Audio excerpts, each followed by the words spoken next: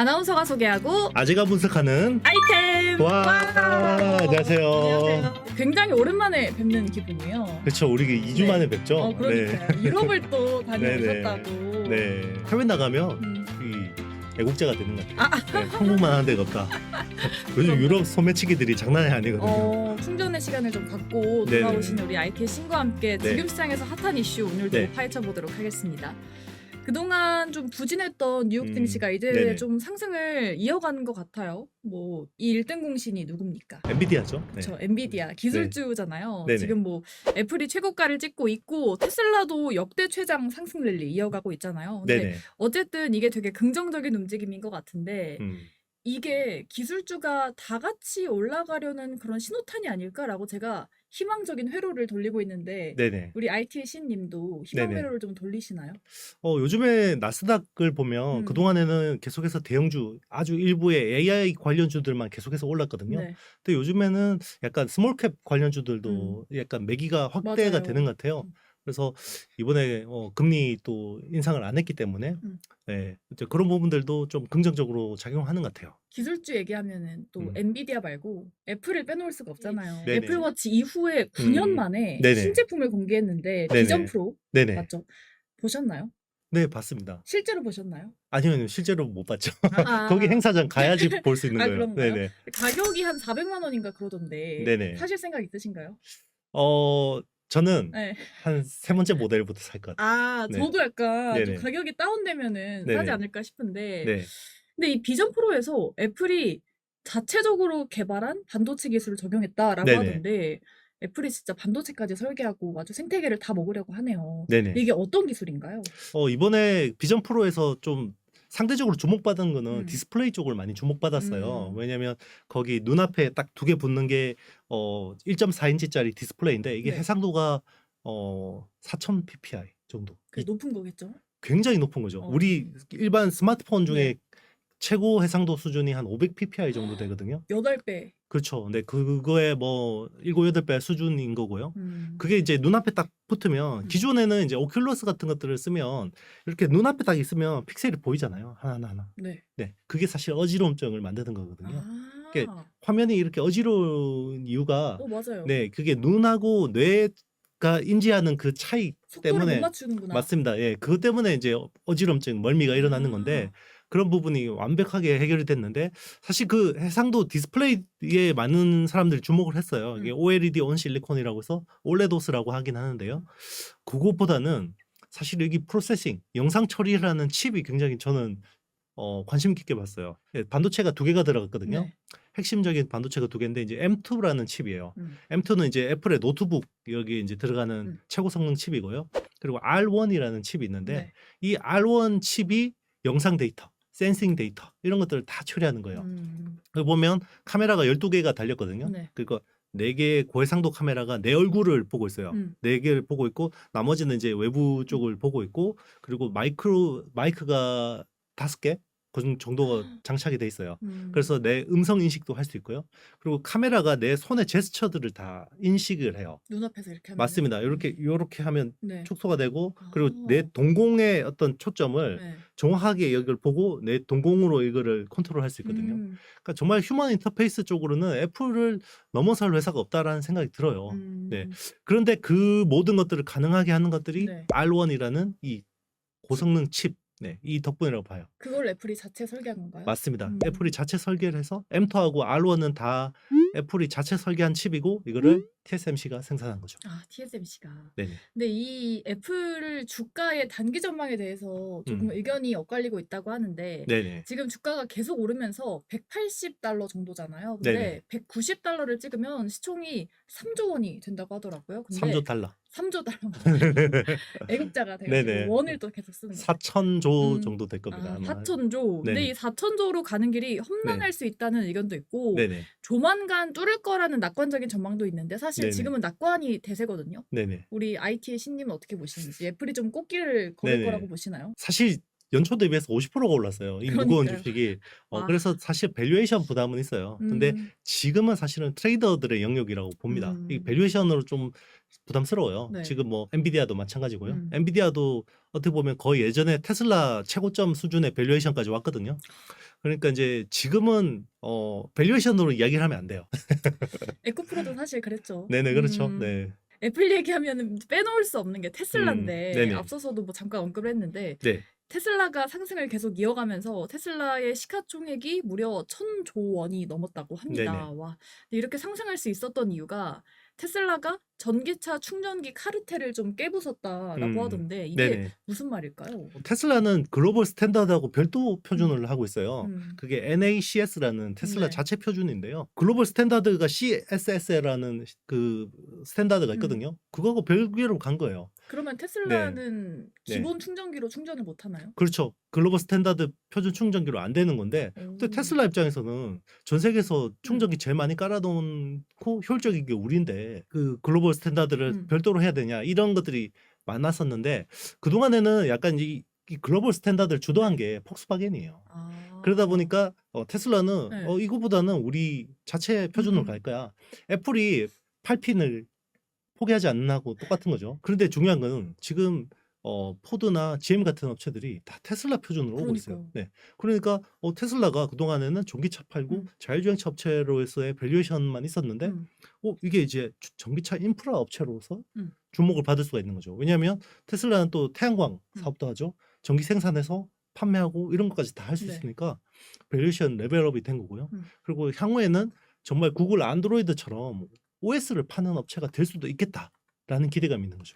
GM이랑 포드까지 테슬라랑 협력을 하겠다 이러면서 테슬라 주가가 급등한 건데 그러면은 앞서서 애플은 트레이더들의 영역이다라고 말씀하셨는데 뭐 테슬라도 애플뿐만 아니라 뭐 애플, 테슬라, 엔비디아 이미 이제 몇몇 그동안 주도해왔던 업체들은 밸류에이션 되게 비싸요. 그리고 제가 뭐 계속해서 좋다고 이야기했던 네. EDA 툴 업체들 뭐 시놉시스, 케이던스 이런 업체들도 다 신고가거든요. 네. 네. 그래서 알겠습니다. 네. 테슬라랑 애플을 살펴봤고요. 애플이 자체적으로 반도체를 설계했다는 이야기를 해주셨는데 그 네네. 반도체를 직접 설계하는 게 이제 좀 네. 트렌드로 떠오른 것 같아요. 네네. 지금 애플이랑 테슬라뿐만 아니라 메타, 구글도 반도체를 직접 설계한다고 하는데 네네. 이게 그렇게 쉬운 건지 네. 반도체를 직접 설계하는 게 어떤 이득이 있을까요? 뭐 비용이 절감되나요? 일단 비용도 절감이 되고요. 요즘에 어떻게 보면 반도체 칩에서 네. 가장 요구되는 게 성능 대비 전력 소모예요. 기존에 이제 범용 반도체 같은 경우는 네. CPU라든지 GPU 같은 것들은 아무래도 여러 어떤 용도로 쓸 수 있게 만들어 놨기 때문에 쓸데없이 전기를 많이 먹는 게 많아요. 특히나 엔비디아 GPU 같은 경우는 네. 최고 성능의 칩이지만 네. 쓸데없이 전기를 많이 먹거든요. 사실 그 테슬라도 초창기에 자동차용 AP를 모비라이를 처음으로 썼다가요. 네. 그다음에 엔비디아 GPU를 썼었어요. 전력 소모가 덜 들어서? 그렇죠. 이제 이거를 이제 모델을 계속 가면서 이 성능을 높이고 이제 전력 소모를 줄이기 위해서 이제 처음에는 기술이 없잖아요. 네. 그래서 외부 칩을 썼죠. 그러면서 자체 설계 칩인 이제 FSD 칩을 직접 설계하면서 이게 전성비가 확 올라갔거든요. 그 자체 M1이라는 칩을 쓰면서 성능이 50% 정도가 좋아졌고 배터리 소모 시간이 그전에는 7시간이었는데 네. 그 뒤로 19시간으로 늘었어요. 2배 넘게. 거의 그렇죠. 3배 가까이. 그렇죠. 오. 그게 자체 설계 칩의 네. 어떤 효과예요. 아. 그러니까 다 모든 빅테크 업체들이 다 자기네 시스템에 맞게 자체 설계 칩을 쓰고 싶은 거죠. 그래서 구글 같은 경우는 워낙 클라우드도 많이 하고 뭐 자기들 칩을 쓸 때가 많으니까 이제 텐서플로우 프로세스 유닛이라고 해서 TPU라는 것들을 네. 오래전부터 써왔고요. 지금 대다수 빅테크 업체들이 뭐 지금 AI 서버 구축하기 위해서 다 엔비디아 GPU 쓰고 있는데 네. 구글은 TPU 쓰고 있습니다. 네. 반도체를 얘기할 때 짐 켈러라는 사람을 빼놓을 수 없다고 하더라고요. 네, 전 세계 네. 테크 업체들은 이 사람 데려오려고 난리였죠. 근데 다 실패했어요? 그렇죠. 근데 그래서- LG가 이번에 협력한다고 하던데. 네네, 그렇죠. 되게 의외였어요. 오. 네. 사실 이 사람이 어떤 사람이냐면 네. 한때 우리 인텔이 너무 기술이 뛰어나서 외계인 고문해서 기술 받아야 된다 이런 이야기 했잖아요. 몇 년 전인가요? 10년 그렇죠. 전인가요? 뭐 10년 전이죠. 아, 네, 10년 전입니다. 그 외계인이 음. 짐 켈러예요. 아. 지금 보니까 짐 켈러 같아요. 네. 이 사람이 지나가면 괴물 같은 반도체들이 막 탄생하는데요. 오. 애플의 그 두뇌 칩인 AP 네. 있잖아요. 그 A 바이오닉 시리즈죠. 이걸 설계한 사람이 짐 켈러예요. 그리고 AMD가 한때 인텔한테 경쟁에서 밀려서 망할 뻔했거든요. 그때 AMD를 다시 일으켜 세운 사람이 두 사람 있어요. 네. 지금 CEO인 리사수 박사하고요. 오. 그리고 짐 켈러. 네. 그때 짐 켈러가 어떤 걸 했냐면 다 AMD 그 시스템을 갈아엎어 가지고요. 젠 아키텍처라는 걸 개발했어요. 그게 이제 지금 우리가 쓰는 멀티코어 있잖아요. 멀티코어를 처음으로 고안한 사람이 이 사람이에요. 네. 이 사람이 이제 그래서 AMD를 이렇게 세웠고요. 네. 그리고 테슬라 FSD 칩 있죠. 풀 셀프 드라이빙 칩. 이 사람이 설계했어요. 그리고 인텔이 엄청 헤매다가 최근에 좀 그래도 서버용 CPU가 좀 좋아지고 있잖아요. 그런가요? 그게 이제 그 칩넷 구조를 이제 적용하면서 많이 좋아진 거거든요. 그게 엘더 레이크부터 처음 적용했고 지금은 사파이어 레피즈, 이제 그래니트 레피즈 이런 쪽으로 계속 가고 있는 건데 이런 아키텍처를 설계하고 간 사람이 짐 켈러예요. 그러니까 이 사람 나오자마자 네. 삼성이 얼마나 뽑아오고 배 싶겠어요. 아프죠. 네. 네. 이 사람 뽑아오면 엑시노스가 대박 나겠구나라고 했는데 이제 실패. 나는 이제 벤처회사 할란다. 그러면서 이제 캐나다에다가 이제 벤처회사를 차린 거예요. 그 회사하고 이번에 LG가 협력을 한 거예요. 아, 회사 대 회사끼리 하는 네네, 거군요. 맞습니다. 영입한 건 아니고요. 이게 텐스토렌트라는 회사인데요. 네. 2016년에 이제 캐나다에 설립이 됐고 AI 반도체를 설계하는 회사입니다. 그럼 LG랑 협력하는 게 AI 반도체 쪽인가요? 네네, 맞습니다. LG가 잘하는 게 TV 가전이잖아요. 네. 그런 쪽에 이제 AI 칩을 적용하는 거를 지금 이제 검토를 하고 있고요. 나름의 그 영상 어떤 압축 기술이나 이런 쪽 프로세싱 기술은 좀 있어요. 왜냐면 우리가 흔히 나오는 빅데이터라고 하는 것들이 대부분 영상 데이터예요. 뭐 예를 들면 자율주행차하면서 도로나 또 어떤 기후 환경이나 주변에 있는 사람들이나 이런 것들이 나오는 게 대부분 영상 데이터인데 네. 이거를 최대한 효율적으로 처리하는 게 굉장히 중요한 거거든요. 그런 데서 이제 LG하고 협력을 하는 거예요.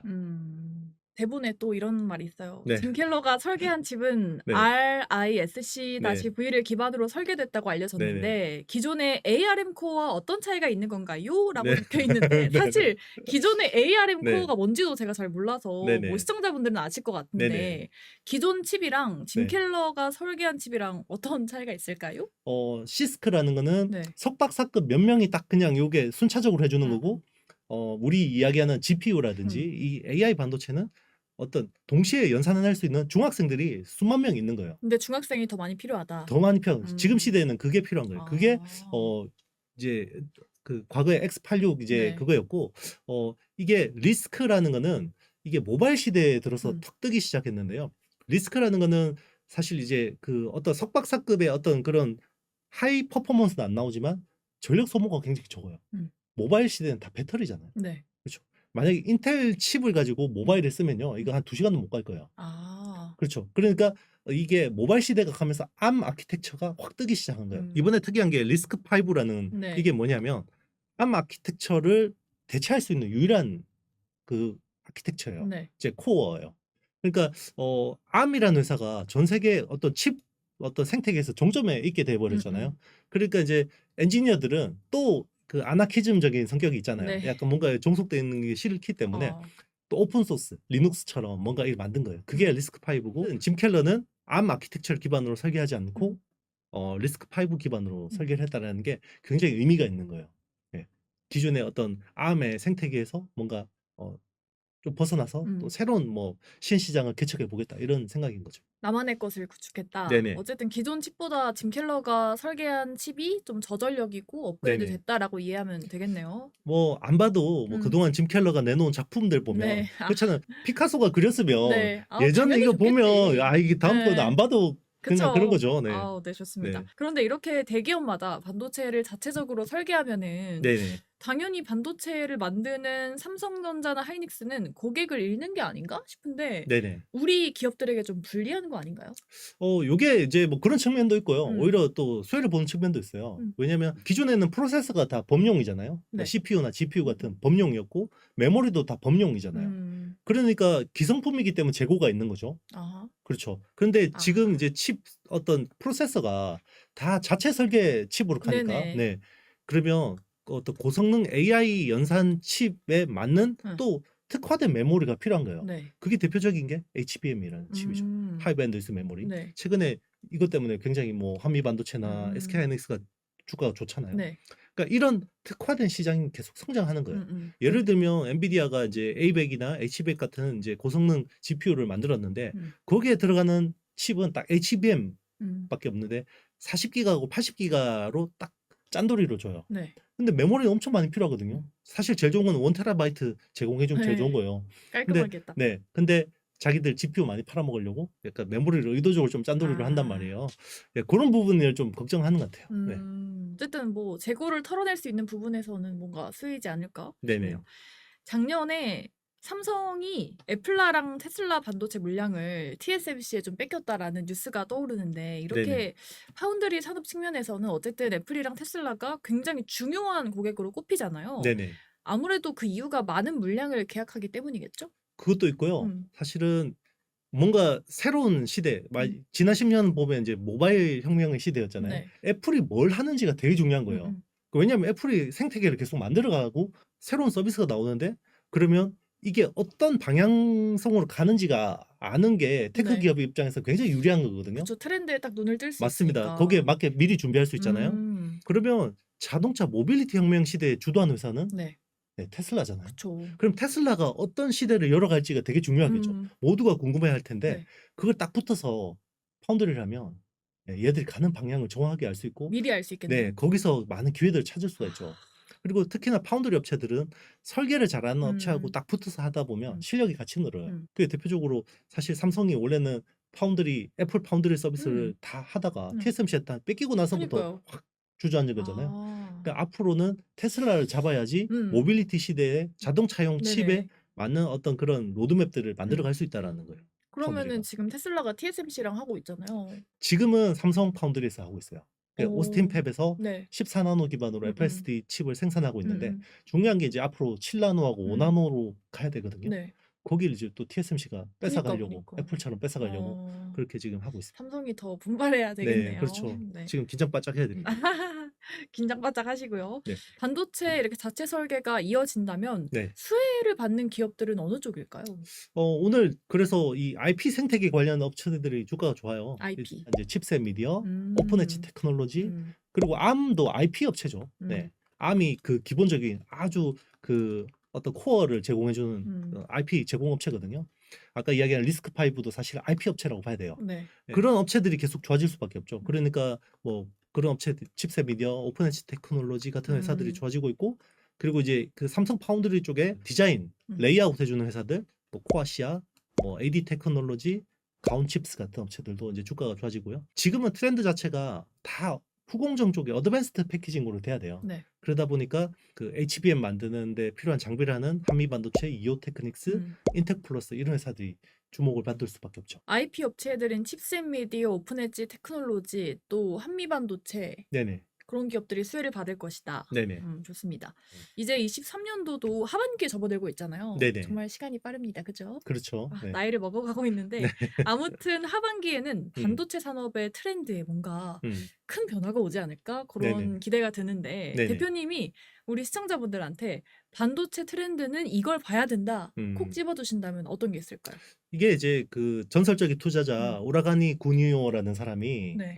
사계절론을 이야기했어요. 증시에도 봄, 여름, 가을, 겨울이 있다라고 네. 이야기를 했어요. 그러니까 봄은 뭐냐면 실적은 엉망이에요. 음, 그런데 막 돈이 풀리는 거예요. 피어나는 시기. 그렇죠. 그게 이제 올 상반기가 그런 거예요. 실적 보면 말이 안 되죠. 주가 오르는 게. 그러니까요. 그런데 유동성이 막 풀린단 말이에요. 선반영하고 있는 거죠. 그렇죠. 선반영하는 거예요. 그게 봄이었고 하반기부터는 서서히 여름으로 넘어가요. 썸머 랠리. 맞습니다. 그래서 이제 하반기부터는 유동성도 어느 정도 있고 실적이 이제 올라오기 시작한단 말이에요. 이제 업황이 반등하니까. 그리고 뭐 이제 내년쯤에는 가을로 넘어가겠죠. 네. 근데 주식 시장은 항상 선반영 해버리거든요. 그래서 가을 한 초 중반까지만 먹을 수 있어요. 그 가을 후반으로 가면 실적이 너무 잘 나오는데 주가가 못 가요. 네, 그게 그 전까지는 이제 네. 잘 이렇게 팔고 나와야겠죠. 그래서 제가 봤을 때는 올 하반기하고 내년 상반기까지는 충분히 수익을 낼 수 있는 시점이고, 여름으로 가면 중요한 게 뭐냐면 실적 시즌이에요. 실적이 잘 나오는 회사들 중심으로 뭔가 종목을 압축하고, 그리고 뭐 바텀업으로요. 이런 이제 실적 좋고 뭔가 가격을 고객사한테 전가할 수 있는 회사들 중심으로 좀 압축해서 보는 게 좋다. 반도체 서머랠리가 오고 있기 때문에 네. 지금 어서 좀 수익을 내봐야겠네요. 네네, 그렇죠. 네. 뭐 어설프게 이상한 종목 음. 담으면 안 되고 네. 향후 진짜 이제 턴어라운드가 가능한 그런 음. 종목들 중심으로 보면 될 것 같습니다. 네, 반도체 상승을 좀 응원을 하면서 저는 여기까지 하도록 하겠습니다. 오늘 아이템 도움이 되셨나요? 저희는 다음 시간에도 여러분들을 위한 좋은 정보 들고 찾아오도록 하겠습니다. 좋아요, 구독, 알림 설정, 댓글까지 많이 남겨주세요. 여러분 안녕. 안녕.